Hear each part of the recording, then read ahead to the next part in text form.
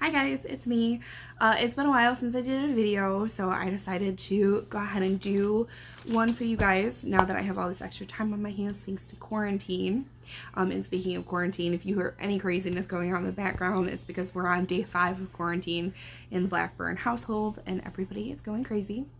So I apologize in advance if there were any weird noises in the background of this video. Since I published Hold My Heart, for those of you that haven't seen my new cover since I signed with Kingston, this is my new cover. Isn't it beautiful? I love it. It super looks like Annalise and Grayson. That's exactly how I picture their vibe. When I first started writing this book, I had no idea what I was doing. And so now that people that are interested in writing are asking me, like, how do you do this and how do you do that? I feel like I'm almost inadequate to answer those questions because I don't do things the way that a lot of authors do them. I kind of developed my own method that kind of works for my madness.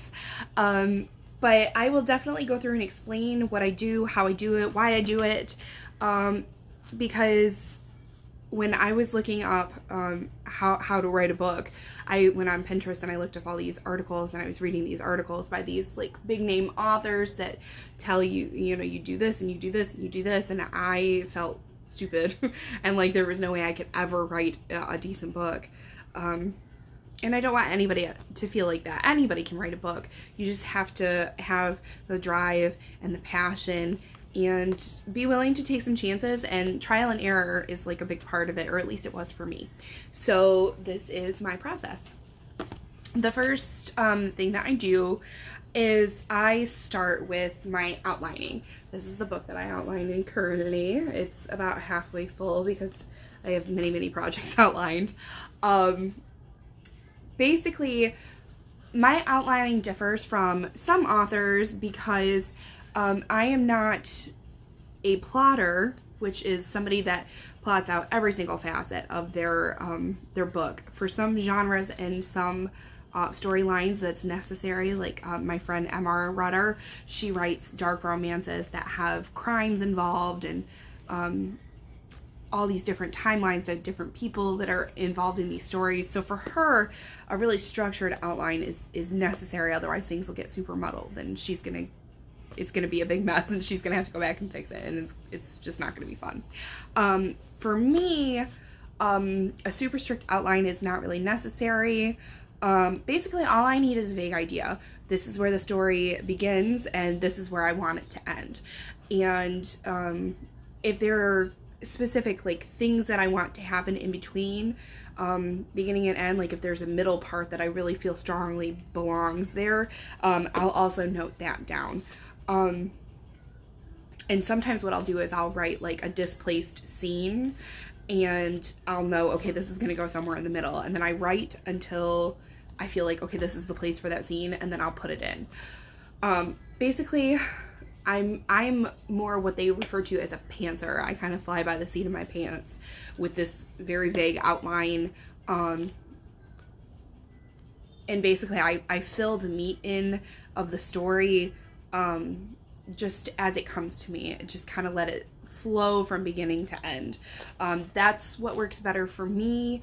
Although through my writers group, I have learned a little bit more about outlining when it's necessary. So I do have a couple of projects that outlining will be very necessary. And thank you so much to my writing ladies for teaching me how to do that, because I was lost. So that's my outlining process. It's very vague. Basically, I just have a beginning point and an end point, and everything in the middle just kind of comes to me as it comes. So the next step after my outline is I come to this book. This is I call it a character Bible. Basically this houses character profiles of all of the characters in my series, from main characters of the books to just little tiny side characters that you might only see once or twice. But the reason that I map every single character is because sometimes, especially when you go back through and you're editing, it's very easy to forget little details of your characters because you've got so many, like what color somebody's eyes are. So like this one, I feel comfortable showing you because it's Annalise's. Annalise, this is hers. I've got like her birth date, her age, her occupation, height, weight, just so that I know how to describe her when I describe her body type. I've got everything from personality traits to likes and dislikes to her background history, her education, things like that. Just because for me, it makes the characters feel more real, and it's easier to keep up with all those little details that you need to know while you're writing. So that's step 2. Step 3 for me is this little doodad right here. It's like index card holder thing. That was so eloquent of me. So this is my timeline. And so basically I take these index cards and I have mapped out the entire series. This is the entire series from start to finish. Actually, it's a little bit before the start. So I started before the series started because some of the events prior to the beginning of the series affected things in the middle of the series. So it was kind of important to know those things. So I mapped out everything. I've got birth dates in here. I've got significant events in here. I've got all kinds of things in here. And I've made note of, like, I feel comfortable showing you this one because this is from Hold My Heart. So like this one, see, I put end of Hold My Heart. So I even noted in here, like the end of, beginning and end of books. That way I know when I'm flipping through my timeline, like what story am I in, because that obviously affects a lot of different things. So that's step 3 for me. And basically once I have those things kind of ironed out, I sit down with my computer and I just start writing, and I just kind of let the story flow where it will. Yeah, that's how I do things, which is really fun. Sometimes you'll get my another friend of mine, Mara, she calls it her muse. Your brain will be working like 1,000 miles per hour and you'll come across something else that would make it like a really, really great idea while you're writing, but you can't break what you're doing to focus on that because you've got to finish this, because especially since we signed with Kingston, you know, we've got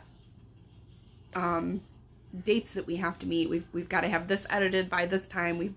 You know, they don't make strict dates about when we have to hand in like the next book that we write, but you always want to get it out there as soon as possible. So we've just got a little bit more of a time crunch on us now.